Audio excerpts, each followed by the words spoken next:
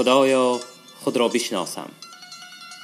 کتاب خاطرات از ادبیات شناس و نویسنده شهیر تاجیک زنده یاد رسول هادی زاده. تهیه و صدا رامین هادی زاده.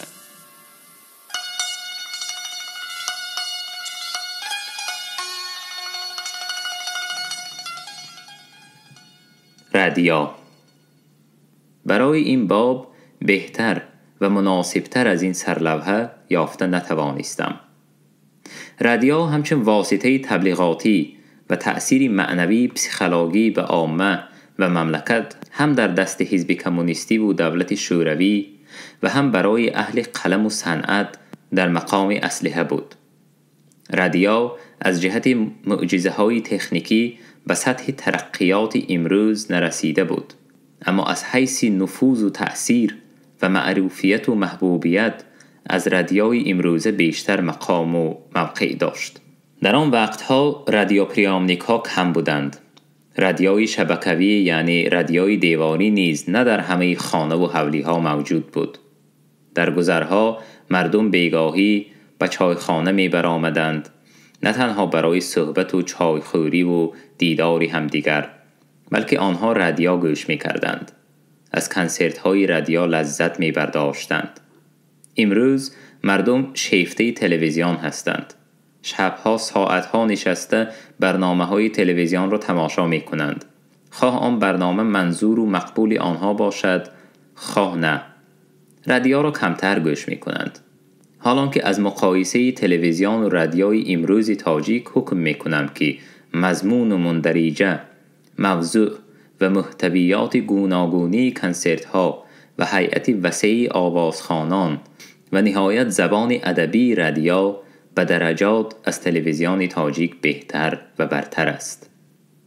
بله، در همان وقتی که رادیو در حیات معنوی ما موقعی کلان داشت، در مؤسسه آبرومند و با نفوذی آن کار می کردم. چنانکه در بالا گفتم، از اول سال 1945 به حیث دیکتر برنامه های تاجیکی در رادیو به کار در آمدم. کبریا خانم محرر برنامه های ادبی و موسیقی بود. هفته 1 یا 2 بار کنسرت های آهنگ های تاجیکی و بعضاً گفتارهای ادبی پخش می گردید.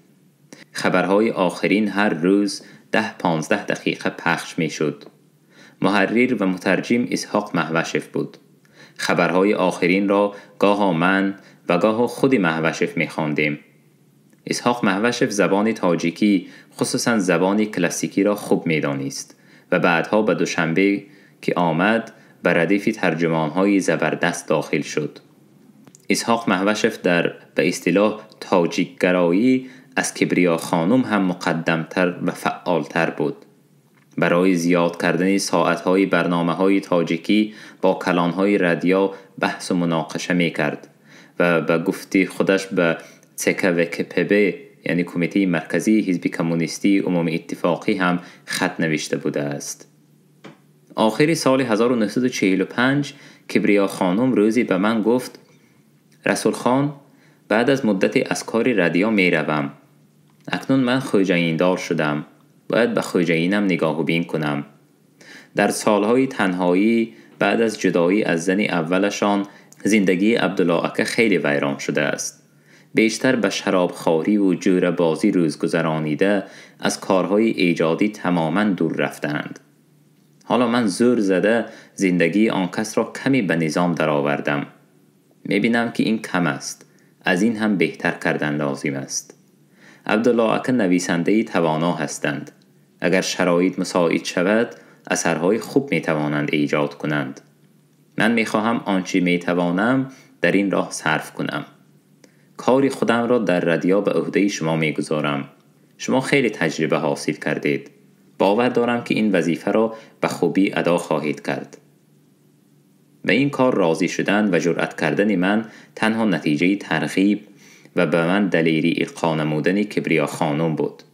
در آن وقت این بخش رادیو ردکسیه موسیقی خلق‌های SSSR نامیده می شد و در این ردکسیه برتری یافتن حصه تاجیکی حتی براه ماندن گفتارهای ادبی تاجیکی تنها به شرافت کوشش کبریا خانم بود.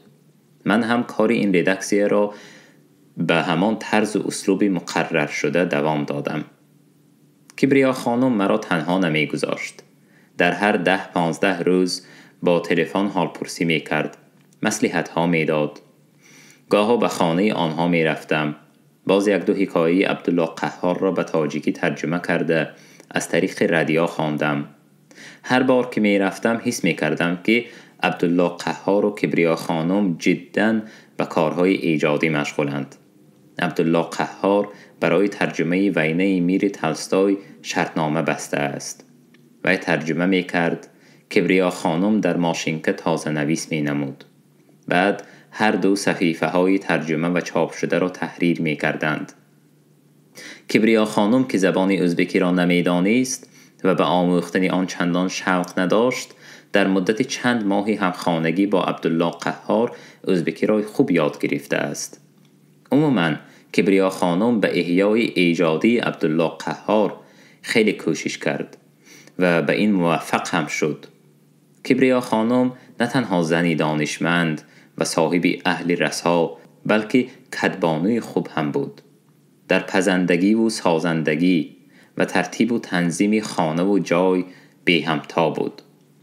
زنی مهمان نواز، خوش صحبت، ظریف و شعردان و شاعر طبیعت بود. عبدالله قهار بعد از همخانگی با کبریا خانم چندین قصه و رمن، نمایشنامه و کینه‌پاوست ها نوشت. با زحمت و استعداد خود از پیش صفان ادیبان ازبک و از صاحب احترامان ادیبان روس و جمهوری های ملی گشت. کبریا خانم زبان ازبکی را چنان خوب یاد گرفت که خود آثار ادیبان روس، حتی انیورسیته های منی گارکی را به زبان ازبکی ترجمه کرد.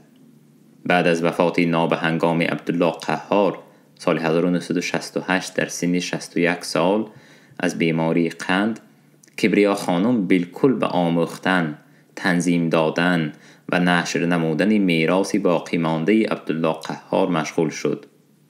درباره همسرش کتاب خاطره را به زبان ازبکی تألیف نمود و خود آن را به زبان تاجیکی برگرداند.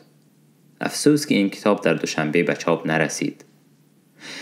رابطه های دوستی و ایجادی من و کبریا خانم هیچگاه قطع نیافته، بلکه در سالهای تنهایی ایشان باز قوی تر گشت.